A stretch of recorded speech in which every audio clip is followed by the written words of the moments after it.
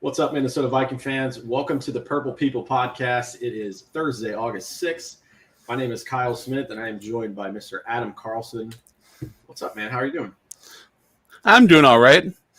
Playing referee to a couple cats, so that's fun. So talking about Vikings football will be a nice little break from that. Yeah, I'm down in beautiful and hot San Antonio, Texas, and you can probably see my face is super red from being out in the sun all day, but it's a good week. We have a ton of stuff going on from last week in comparison. As far as Viking news, this is episode 401. I walked the O-line. I got to throw in a Johnny Cash reference, so I have done my due country music diligence for the show. Is it funny that I don't even think of him as country? Yeah, no, I always lump him in there, but he was definitely I don't know. He's kind of on his own. So he a lot of music, which I really, really respect. And I got to do an offensive line reference. So I think I get super happy when I can do Adam some justice and we can highlight the main topic of the show, which will be, or at least half of it will be about the offensive line. So this is going to be a fun show, and we have a lot of stuff that we can highlight. Yes. Let's start off with The Rock, because this just is super weird and kind of random, but not. But also kind of promising because with everything that Vince McMahon and everyone did with the XFL to make the reboot successful, the coronavirus happened, and as most of you know, the XFL failed because of that.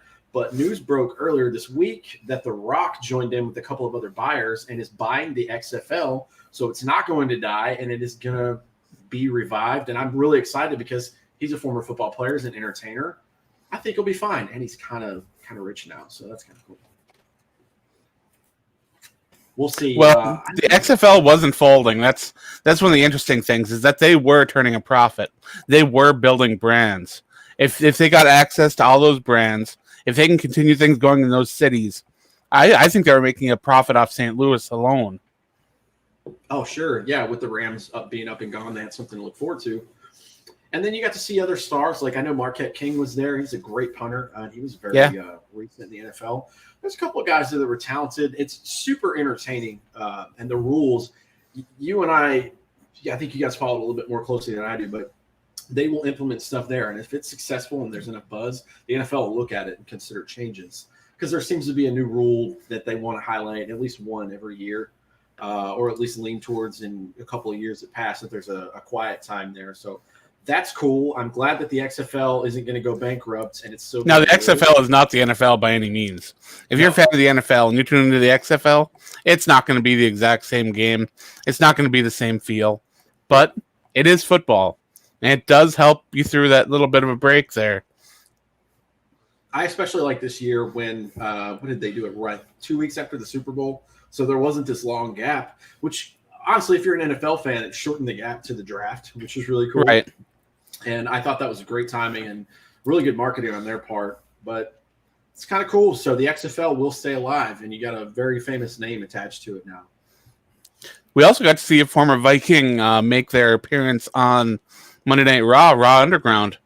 Babatunde Ayigbusi made his debut on Monday Night Raw really? In a segment where he was just beating up some jobbers Fight Club style. So hopefully they can take this and launch him into something else. I'll have to check it out on Monday to see what they have for him next, or if it was just a one-off. But either way, it was nice to see him. That's really cool, man. I'm super interested in this. I'm gonna have to get with you guys offline and figure that out. So my question to start is that the name or the alias they had him listed as, or was he a gimmick? Like, when he was in NXT, he was taking care of Leo Rush for a little while, and they were calling him Babatunde. Now they're giving him some really weird name in on Raw, and it's a bad name. I don't even remember what it is, but I know it's bad. Okay. Well, we'll have to dig more and dig deeper. I remember just saying his name on the show quite a few times. It was just fun to say because it was so different, but that's really cool. And if you're telling me that he was with NXT, that means he's been there for a minute. I am not the resident wrestling expert on the show. Quite the opposite, actually, but that's kind of cool. I'll have to look into that afterwards just to see. Daba Kato is his new name, I guess. Oh, yeah. That's bad. Yeah. Just stick with Yabba Dabba Kato. Enough. That's funny. Well, there's another Viking in the news. That's really sweet. Former Viking, at least. These are pretty cool.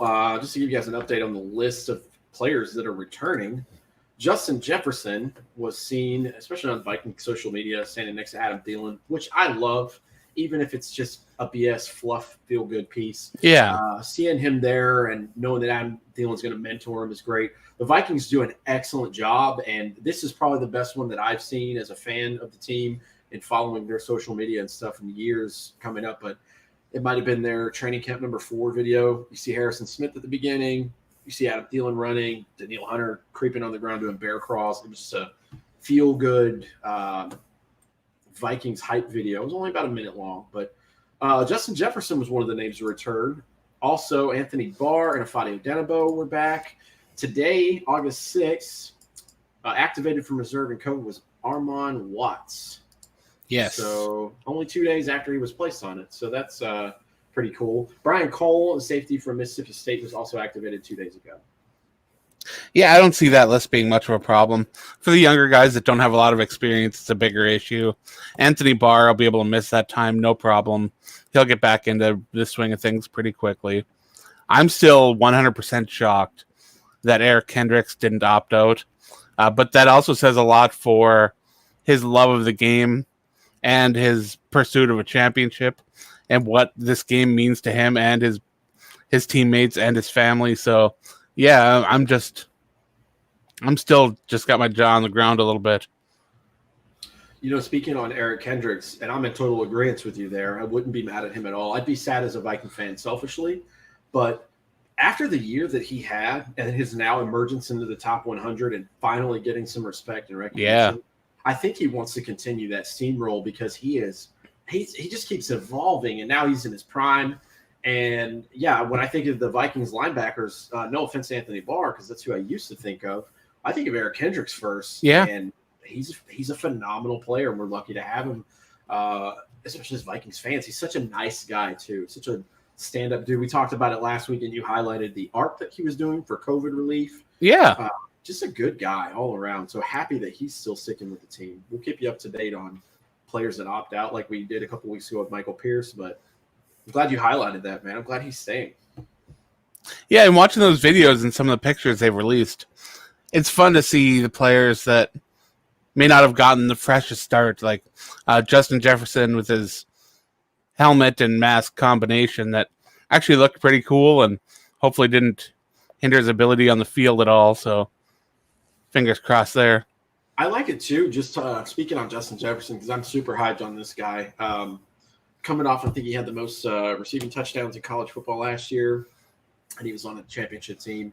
So, the expectation is really high for him. But this is kind of a weird, just football observation, but I wanted to see his size in comparison to Adam Thielen. And they look about the same height. He's just a little bit thinner, which is really nice because Adam Thielen, you look at him on the field, from a TV standpoint, doesn't look all that big. But he's actually a decent-sized receiver. So it's good to see because the Vikings had a trend there for a while where they would pick the really shorter guys, either wide receiver or corner. So I'm glad to get like a little size comparison. Like, oh, okay, so he's got some size on him. He might be a little thin, but yeah, he's looking good. Who else was out there in that video? Harrison Smith had hair on his head, which was really weird to see. And then Holton Hill cut all of his hair off. Everybody this quarantine's done weird stuff for people, man. You brought up Harrison Smith, so let's talk about him for a second. I believe it was CBS Sports that did a lineup of current NFL players who have a chance to be Pro Football Hall of Famers. Yeah, I saw it on ESPN as well. This is a good topic. Now, Harrison Smith, I believe he had a 40% chance, right? Mm-hmm. And the only other Vikings player on the list was, I think, Danielle Hunter with 60. Yeah, I'm glad you brought this up because that was super shocking to me as well. Because when we think about longevity and greatness, we think of Harrison Smith. Mostly for me, think about all of his high PFF grades, which is no nonsense. They'll just give you the straight up, hey, these guys are the best. But when you think about that, we might have been underappreciating Danielle Hunter these last couple of years. I don't think Vikings fans have, but I think casual NFL fans have. I don't think they really understood just how good he is. I think a lot of experts and, well, fans and some experts might have placed a little bit too much emphasis on Everson Griffin distracting and pulling some attention and leaving Danielle Hunter. But Danielle Hunter is his own beast. He's watching him just plow through offensive linemen. It really is artful, and I do believe he does have a chance to be a Pro Football Hall of Famer, and hopefully he can realize that. That'd be amazing. Because what is it? This is going into his, fourth year or fifth year, and he's the youngest player ever to 50 sacks. Also, fun fact, if you're on Instagram user like myself, if you follow Pro Football Focus, they've been highlighting a ton of Vikings lately, which is cool on an individual basis. Excuse me. But I think he's first in the NFL in the last couple of years in hurries. I know for sure in tackles, so that's good that he can actually, like guys like Jadeveon Clowney, they're known for big hits. They're not necessarily sack machines, but they can defend the run really, really well. But Danielle Hunter kind of does both very, very well. He really does. And what's amazing is that he's accomplishing a lot of this at such a really young age. I mean, I believe he's turning 26 this year. I'll look it up right quick. So for him to be already in that kind of conversation, I know that list also included players that have never even stepped foot on a football field. So maybe I'm looking a little too much into it, but I like that a young player is getting some respect. I did not know that he was born in Jamaica. That's super cool. So he was born October 29th, so he will turn 26 this year. And if we can find, he has 54 and a half sacks in his career, but I'm trying to let's go to Pro Football Reference. Yeah, when he talks about his time in Jamaica, and he does do benefits for stuff down there, like when they had the typhoons and the hurricanes and everything got torn up down there a little bit. There was another Vikings player that's from Haiti that was doing that as well, and they kind of got together and were helping each other out. So it's kind of cool to think that the NFL is such a world-based sport, because sometimes it's easy to forget that it's not just the 48 states where things are happening.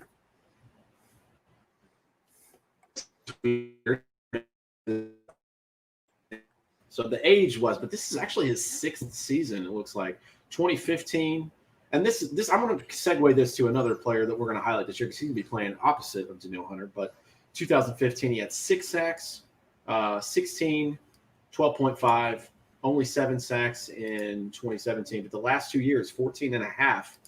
I didn't know that. I feel like he just got to the team 3 years ago. But I love that they were trying to ease him in behind Brian Robinson. And the point came where they just couldn't do that anymore. So they started plugging him in the NASCAR formations, getting him in there at DT, spacing him out, putting him on the edge, moving Robinson in, spelling Robinson a bit more, letting Hunter get on the field a bit. That's one thing I like, is when a coaching staff can realize that talent and not squander it. Yeah, absolutely. This is crazy, just talking about these numbers here, because not looking at the double-digit years, which were great years. 6 sacks in 2015 and 7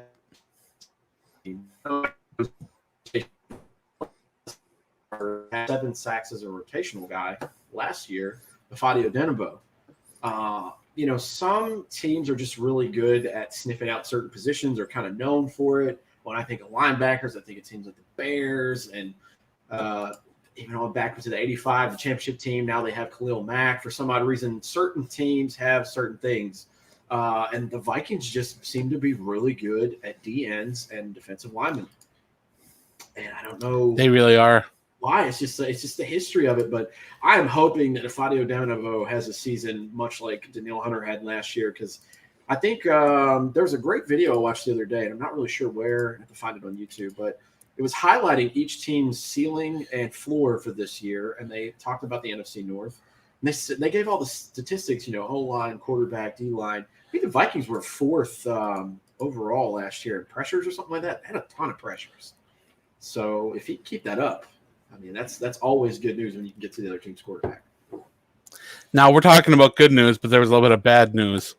Ben Gedeon, the starting linebacker for the Vikings, placed on the physically unable to perform list. This is something that the Vikings like to use him as that safety linebacker on the weak side to be able to contain and be a thumper to bring ball handlers down.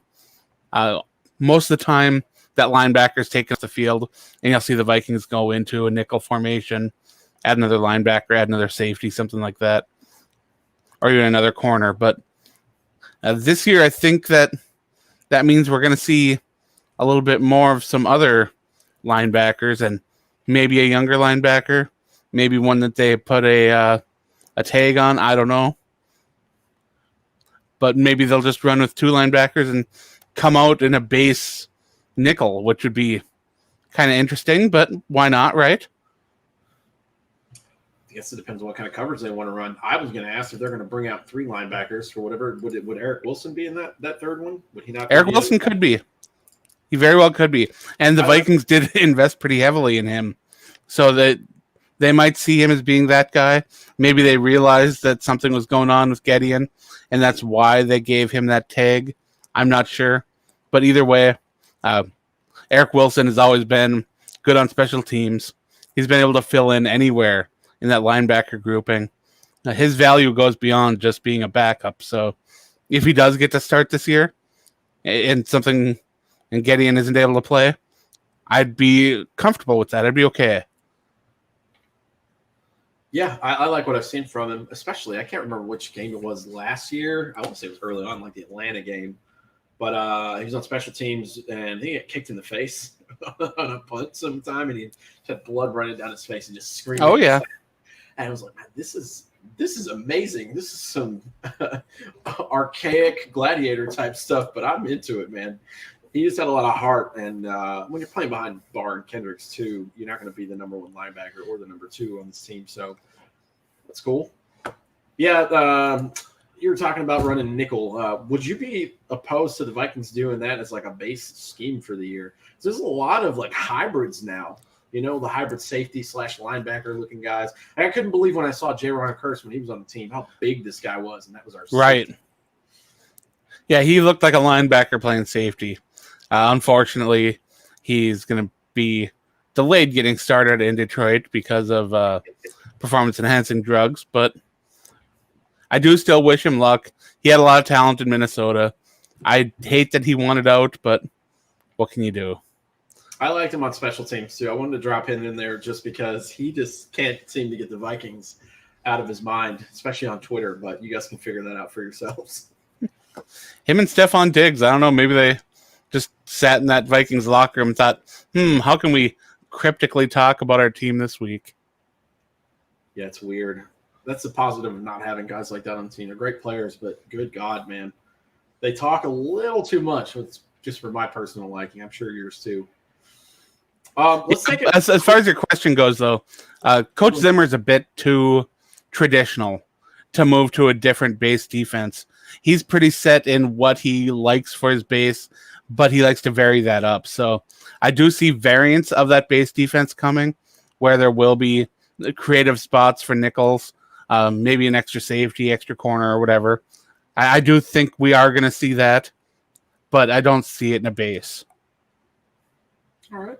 The only reason I ask that is I start looking at the guys, not necessarily the safeties, because we have the best safety duo in the NFL, let's be real. But the corners, man. The corners that we've gotten are a little different than what I've seen in years past. Not the Josh Robinsons or the Chris Cooks from back in the day, but even Chris Cook was kind of big. Xavier Rhodes, all those guys that are bigger, longer, stockier, corners. We have a lot of smaller guys. Bring a little bit while we're here. But I did want to take a second to pause because this has been up here since we started, and I wanted everybody to check it out. It's this big link underneath the scrolling episode name and number on the thing here. If you follow Mr. Adam Carlson on Twitch, he is very, very close to getting paid. He's going to be a paid Twitch user. So how many are your way now? 16? You just need 16 more people? Yep, 16 more, and I'll qualify for affiliate. And what's nice about Twitch is as soon as you qualify for affiliate, they send you over the email, and that gets done really quickly. There are a lot more particular partners. That's something that's still a long ways down the road, if it even ever happens. But the first step is going from just streaming to becoming an affiliate. And I'm 16 follows away on there. So if you check it out and you like the content, give it a follow. I'd greatly appreciate it.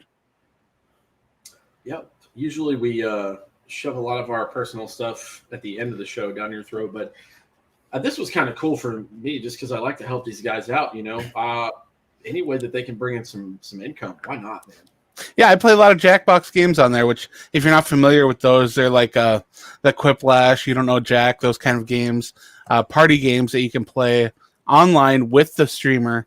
You don't need to buy anything special to join in. All you need is a phone or a mobile device, and that has a browser, and you can hop on in and you can play some games with me.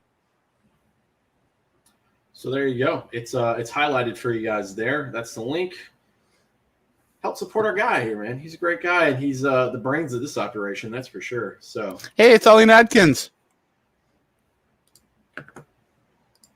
Haven't seen that guy in a while. I haven't seen. I can't see who's actually in the chat. I haven't seen a comment come up yet. Well, what's up, Ollie? It's been a minute. He just gave us a nice goal and let us know that it's been too long since he's caught us live, and I'm glad you did because it's Vikings time. This is the good time when we get together and talk about the Minnesota Vikings football. Nicholas is the new base. Pretty much, man. Pretty much. We have somebody to help run around while we're trying to filibuster. One of the things I have highlighted for here to talk about, too, we talked last week about Mike Zimmer getting an extension, and then the Twitterverse let us know that Rick Spielman would probably be soon after, which I personally, just as a fan, I like this marriage between these two guys. They're not perfect at either one of their jobs, but they have a very good formula, and most of the time they hit and execute very well. That's pretty cool.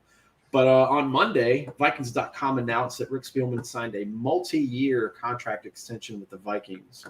So, pretty good. I still haven't seen the duration on that. Have you? I'm trying to find it right now. Because they did announce that Zimmer was 3 years. But I never saw the extension numbers on Rick Spielman. I don't see any official numbers. I'm still scrolling, though. Yeah, I don't see the official numbers here. That's really weird. So hopefully we'll get a little bit more detail on that soon. Fingers crossed. Yeah, we're pretty excited about it. Rick Spielman, let's see, it says up here at the top, and we kind of hit on this last week, but since him and Mike Zimmer have been paired up in 6 seasons, 57, 38, and 1, which is a very, that's what, a 19-game difference. That's pretty good. Very respectable. So that's pretty solid. That means you're winning way more than you're losing, which is great. We still, obviously, as fans, and I know their number one goal is to get to the Super Bowl and win a championship, but they have, it's one of the things I always hear on the outside agency, all bad things they say about Kirk Cousins, or they always have credit to Rick Spielman. He's done a pretty damn good job. And the players that he hits on, they're pretty good. So congratulations to Rick Spielman. We're glad, at least we are here on the show, we're glad to have you around for a little bit longer. I'm going to take a second to apologize for Mr. Smith's internet. He's in a hotel. He's got the robo chatter going on every once in a while, like Mr. West does. So his internet isn't always the best there. So give him a little bit of credit because a little bit of leeway because he's doing his best with what he's got. I'm going to try here. I didn't even go with the hotel internet. I'm going with my phone. So maybe we can just turn my camera off for just a second. We'll put it towards the window and we'll get this going. I'll let you filibuster for just a second. All right, so we're talking about the Minnesota Vikings here. We had touched earlier on how the Minnesota Vikings ownership was going to look into buying the Minnesota Timberwolves. Of course, the NBA has been streaming now for a while, and I caught one of the fun games the other night. I watched. I don't know why, but I decided to watch a little bit of NBA basketball, and it was nice to see some athletes out there on the court doing their thing. It was insanely awkward hearing the squeak of the shoes and not hearing anything from the crowd. But they've already announced in Green Bay that there will not be fans for the first 2 games of the season. And then from there, they're going to feel it out. So far, there hasn't been an announcement from the Vikings. But again, that'll be something that we'll have to watch. I walked into the tail end of that. Can we just safely assume there's not going to be fans just for safety this year? I would think that's probably the way that the organization and the NFL would want to lean. I get the Packers want to give it a chance, so that's why they're saying none for the first 2 games. Then we'll see. But let's be honest, I don't see fans happening in the stadium. Yeah, we touched on for a couple of months now, but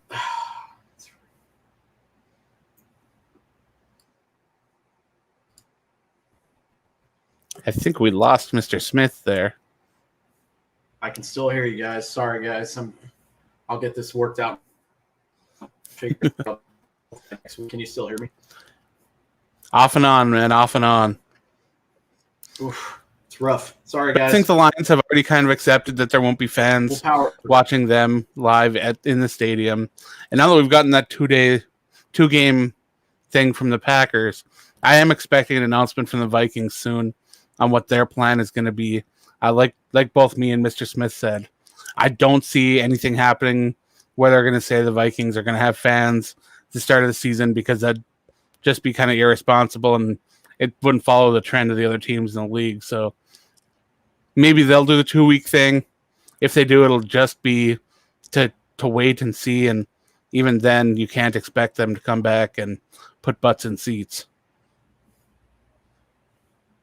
Yeah, we had highlighted that before too. Is like, if they do open it up, they're gonna. I'm assuming this is one of the things I could assume is an absolute surety is they're not going to have a full stadium. So how do you divvy up those tickets? Because you have season ticket holders.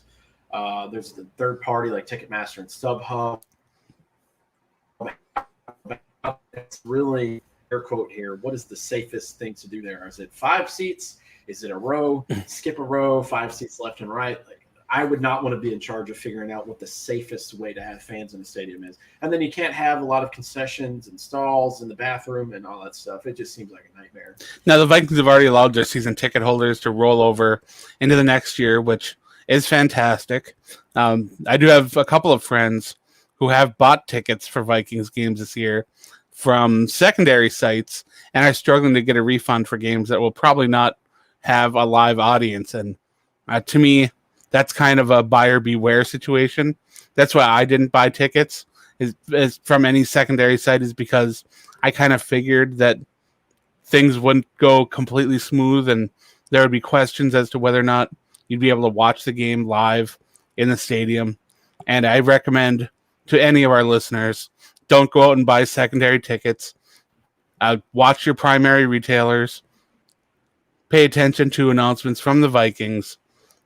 And as of now, just basically try to plan on watching on TV, because that is the safest and cheapest option at the moment.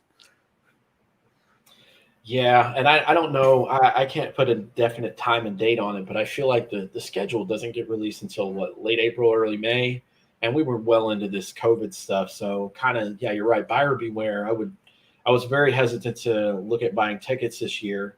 And now that we're getting closer, definitely seems like if there is a season, which is still a decent chance, there's not going to be a chance for us to watch it live. So that's cool, though. I like the option to see Vikings Jaguars. I still want to see that, but it looks like I'm going to have to watch it from my couch. You just want to see Minshew Mania and his mustache and his jorts. That's all it is. Minshew is so much fun, man. He really is. He's a legendary Twitter follow and Instagram follow, man. He's ahead of his time for sure. He's a little more entertaining on there than Kirk. Oh, God. Kirk's rocking a little bit of shaggy hair right now. I'm kind of digging it, man. Makes him look not like a car insurance salesman. I don't know which of these last two main topics we want to roll with first. Let's talk about the PJ Hall trade and then collapse because that was interesting. This happened a couple of days ago. The Vikings, I think they traded a 7th round. Yep, a conditional 7th round pick. Yeah, for PJ Hall, is a defensive tackle from the Raiders. So the reason the Vikings did this, if you didn't listen last week or didn't catch the news, the guy that got to fill in for Linval Joseph going to the Chargers was Michael Pierce from the Baltimore Ravens. Yes. And it looked to be like a younger Linval prototype, which was super exciting.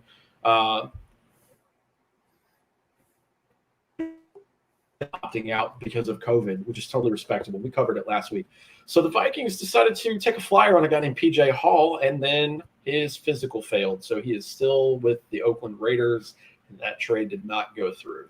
Yep, the Vikings do get their conditional 7th round draft pick back. Rick Spielman's got to be happy about that. But Michael Pierce does have an interesting thing with the Vikings, though, because the league is trying to put through a bill where players that are considered high risk would not only see their salary from this season come off the books as far as their salary cap, but the aggregation of their signing bonus. So this is something for the Vikings fans to watch because it could throw quite a bit of money back into the Vikings tank, and they might be able to use that to, I don't know, maybe extend Dalvin Cook, possibly? Question mark? Yeah, I'm Ron Burgundy. Yeah, that's a possibility. With, like you said, a little bit of money that they're saving. The interesting part, going back to PJ Hall, is the Raiders went ahead and released him anyways, which was their intent. So now the Vikings would have to trade that conditional 7th round pick. And he was a very good recruit out of Sam Houston State. He left the Raiders. He had 18 starts in 30 games. I'm reading off of CBS Sports here. 1.5 sacks, 48 combined total tackles, and 7 quarterback hits in those 30 games that he played in. So I'm not going to blow you out of the water with stats, but needing someone there with experience and could have gotten him on the cheap. Now it could be really cheap since he's looking for employment. We'll see. But that was kind of weird. We didn't know who he was, and now there's negative light, but maybe he'll end up on the team after all, especially after they showed that initial interest. Well, he's not going to sign anywhere until he can pass the physical, so that's going to be the first big hurdle for him is getting healthy enough to be able to sign the document and join the team. So that'll be what to watch. Yeah, I'm reading here, and it's not giving me information on why, which is, probably HIPAA and stuff if you're doing a thing with a doctor there for a physical. But I'd like to know why he failed that physical. Maybe it's something pretty simple, or maybe a follow-up would help. But there's no information on that at this time. But if we find out more, he ends up signing with the Vikings, we'll get some more clarity on that. For sure. So this was fun. I named this episode after the offensive line.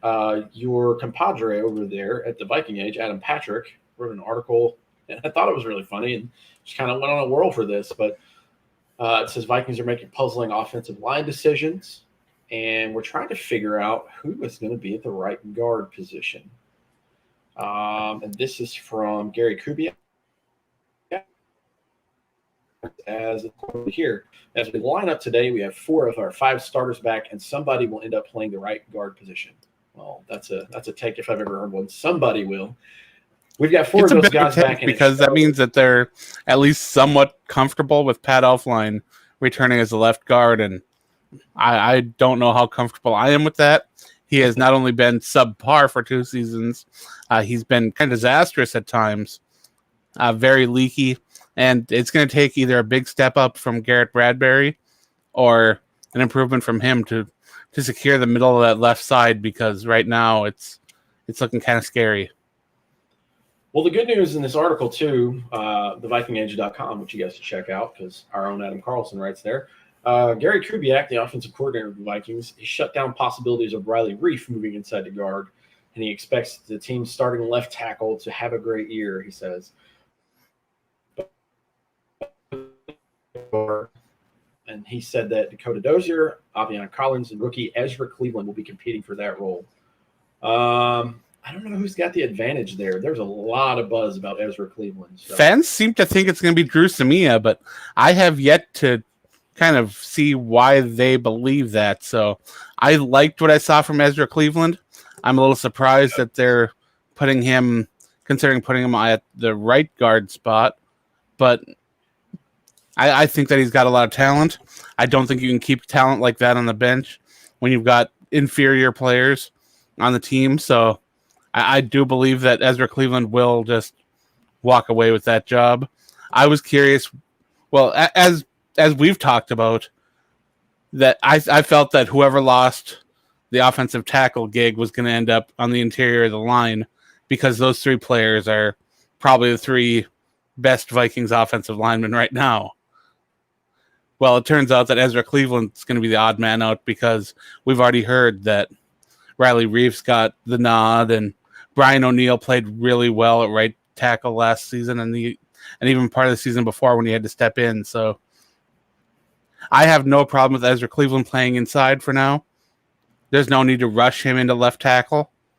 Let him play, let him grow and develop, let him get used to NFL speed. And then when you have to make the tough decisions with salary caps and some player personnel, then you decide what you have to do with Riley Reef. Until then, you don't throw out your starting left tackle for a draft pick that you aren't really sure if you hit on or not. Yeah, not when you think you're in a winning mode. If you're completely resetting your franchise, sure, give it a whirl. If you think you're going for a Super Bowl, you don't do that. We had with 2-star wide receivers, and maybe you needed to switch out a tight end because of cap. I get it, because they're not your main ball catchers or something of that matter, but you're 100% right.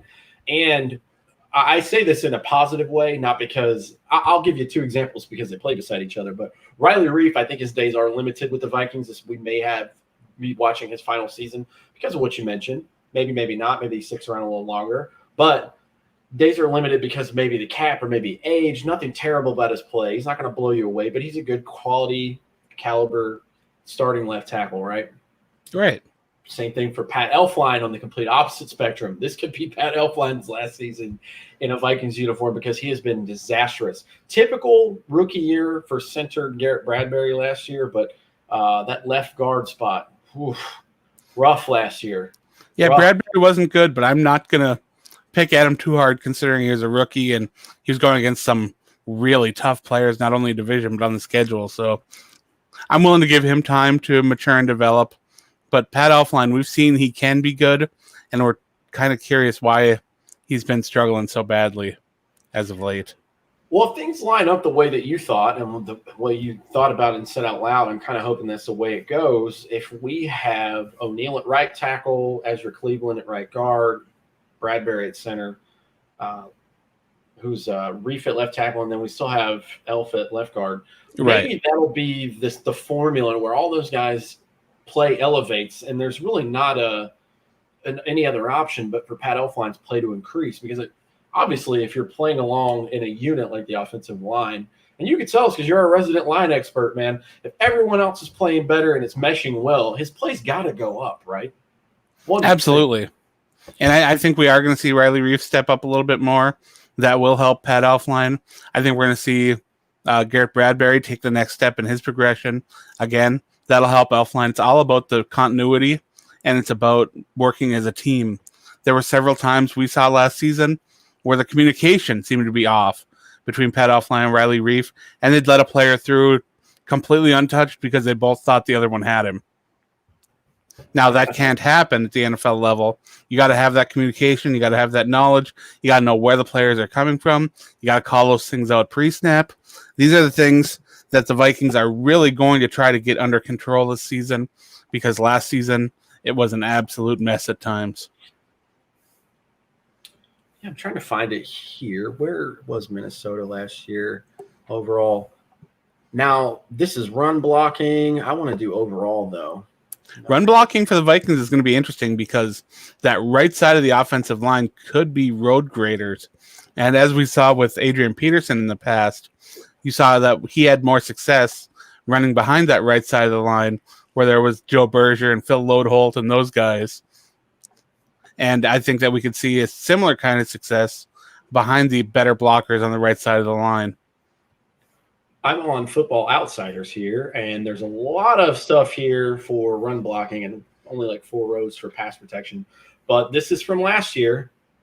Just double checking. Yeah, as of 3/29/20, the Vikings were seventh in the run.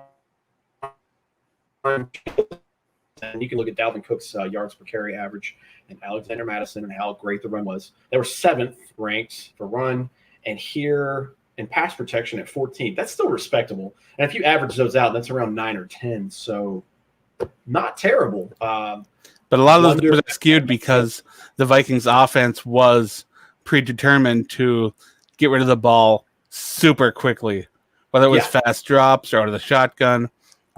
The Vikings, what they need to do is they need to figure out a way to give Kirk Cousins that time in the pocket. Don't get me wrong, Cousins still was very, very good last year despite having pressure. He was able to get rid of the ball fast, identify the players that he thought was open or could make a catch, and delivering the ball quickly and accurately. Now, if Kirk Cousins can have the time to sit back there and pick things apart a little bit more, not only will you get more efficiency, but you'll have a bigger propensity for deep ball throws that allow plays to develop. So it's not that the pass protection was okay last year. It's that Minnesota was able to game plan around the deficits of the team to be able to still have an offense.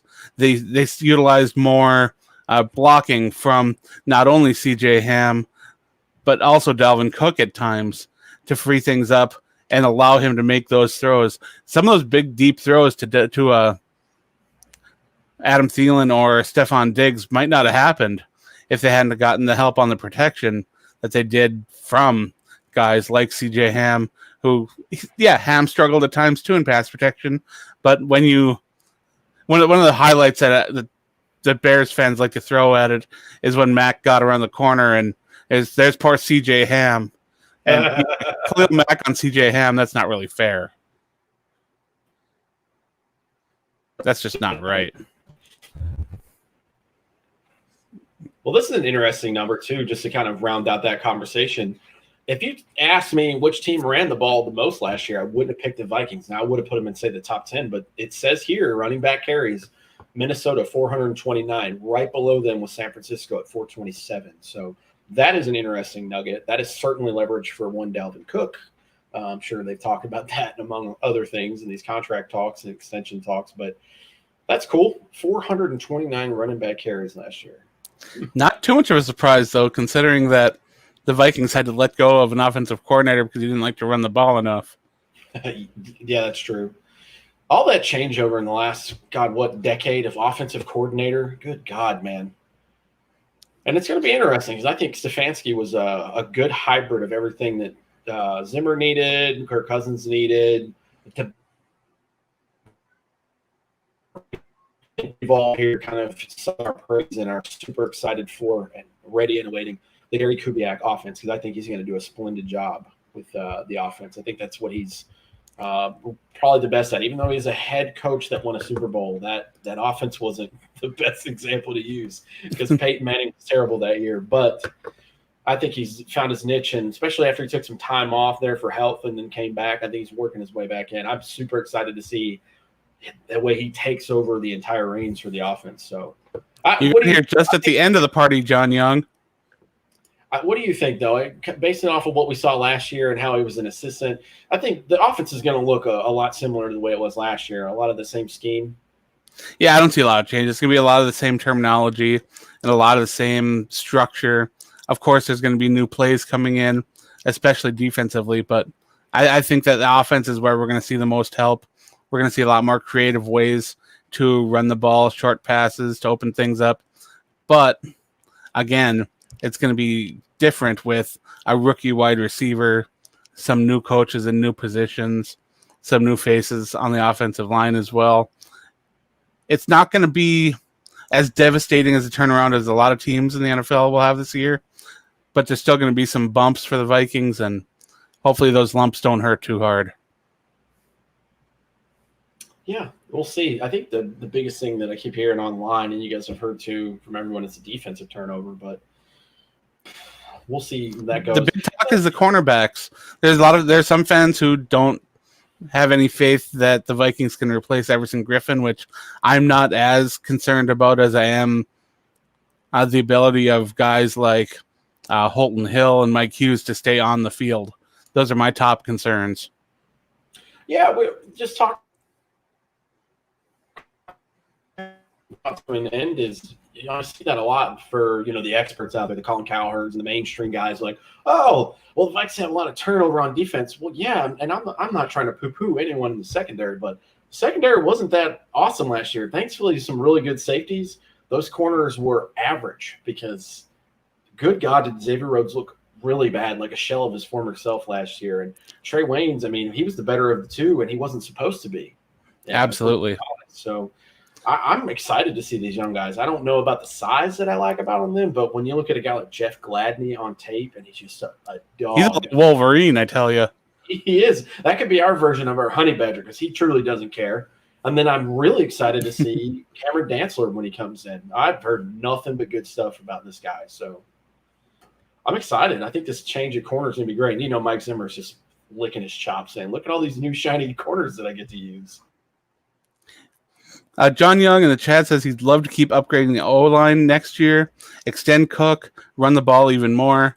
Vikings with the Cowboys O-line wins the Super Bowl. And, yeah, that Cowboys O-line back in the day, oh, my goodness. Even today it's not so bad, but, they were absolutely dominant. And there's a reason Dak Prescott was able to do so much with that grouping than what he did. And there's a reason Tony Romo had all day back there. You could watch Tony Romo in some of those Cowboys games and just watch him sit in the pocket, not even looking around. He knew he was fine. That's the kind of confidence you love to see from a quarterback. Tell you how good that offensive line was at one point. And I just found this out today on Instagram, and I was pissed when I Googled it to find it to be true. Because of that 13-3 year, I think that was the 8-8. Teddy Bridgewater went down when we got Sam Bradford year. Because of that year, the rookie year of Dak Prescott and how good that line was, and also the weapons around him. He got an MVP vote that year. Russell Wilson has never received an MVP vote since he's been in the league. If that's not the most infuriating football fact you'll hear today, I don't know what is. And Dak's a good quarterback, man. He's available. He's a good starter. I think he's a typical franchise guy. But what is wrong with the guys that vote for those awards? What the hell, man? Not one vote. Not one. And he is the Seahawks. So there's your frustrating football fact of the day that I found. Now, John, I do think the Vikings hit on Brian O'Neill. I like him a lot. I think he's going to hold down the right tackle spot for a long time. Ezra Cleveland will take a spot on that line. This year it'll probably be the right guard. In the future, it'll probably be left tackle. But then they'll be able to fill in the interior of that offensive line. And I think Garrett Bradbury will be able to develop. I'm not sure if we're going to be able to see Pat Elflein bounce back. But, again, if you're going to replace one spot on the offensive line, the guard is probably the best option for what you want to replace because those offensive tackles, if you don't have good offensive tackles, you're in trouble. Yeah. Well, that's all I have this week. You read my mind. Having some technical problems, so the sooner we can probably get out of this show, the better.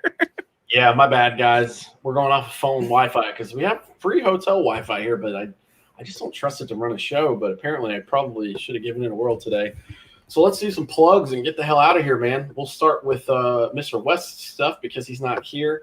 Our other co-host that's usually always around, Kyle West. If you go to this website that I've highlighted here, you can find all kinds of cool stuff. And I can vouch for this, guys. I have a bunch of tabs open.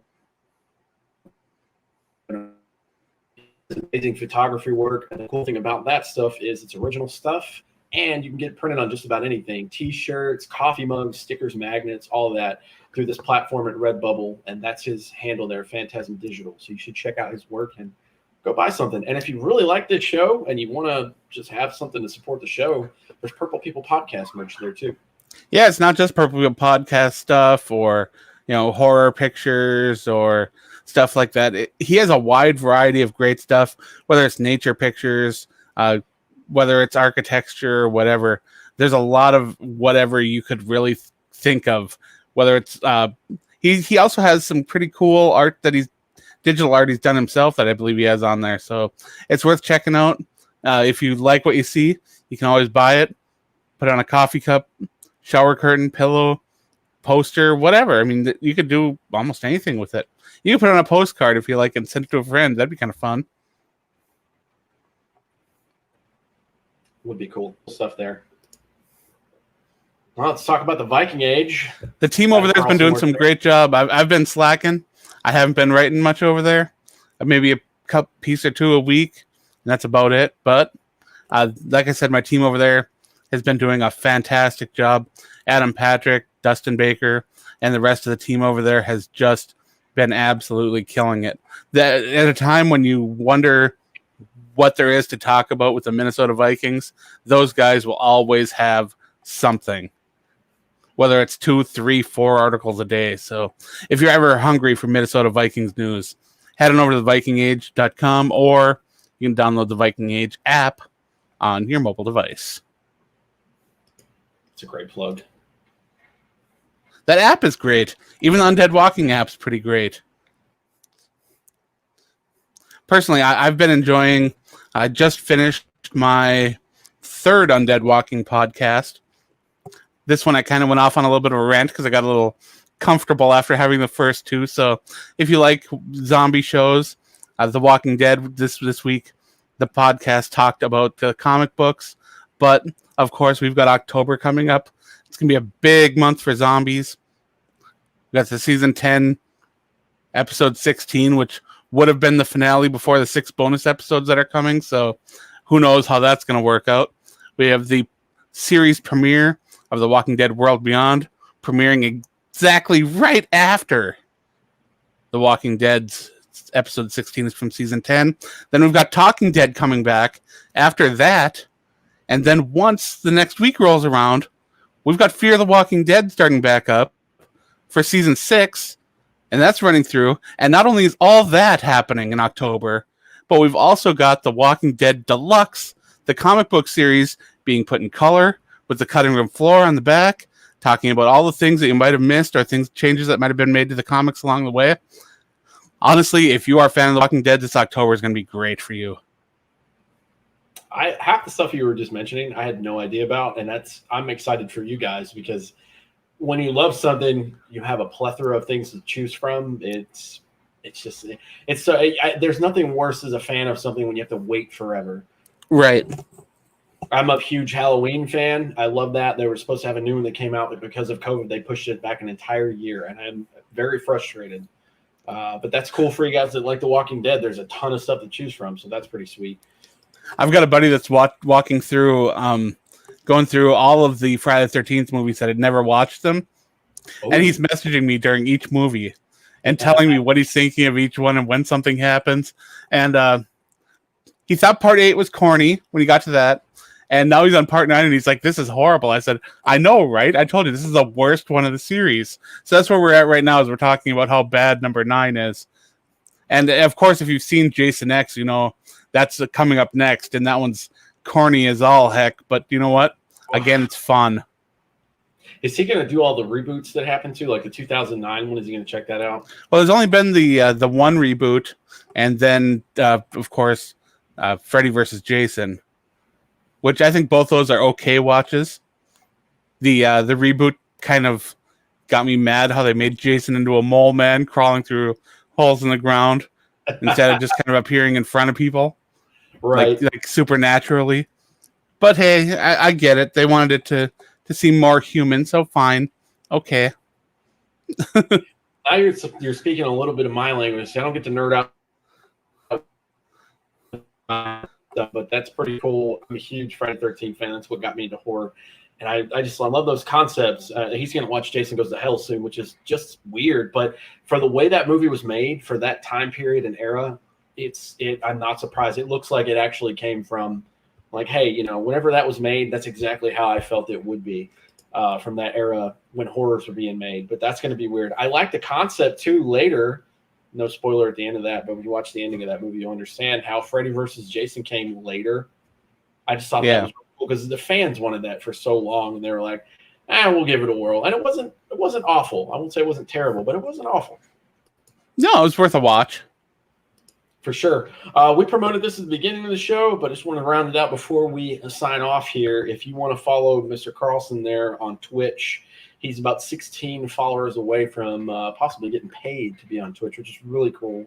So it'd be cool to make affiliate. It really would. But tonight I am thinking about going live at around 10 p.m. Eastern. So if you're going to be around at 10 p.m. Eastern, I will probably be streaming some Jackbox. So if you want to hop in and maybe play some games or whatever, you're more than welcome to. You guys should support him. I will definitely be asleep by then, but that's really cool.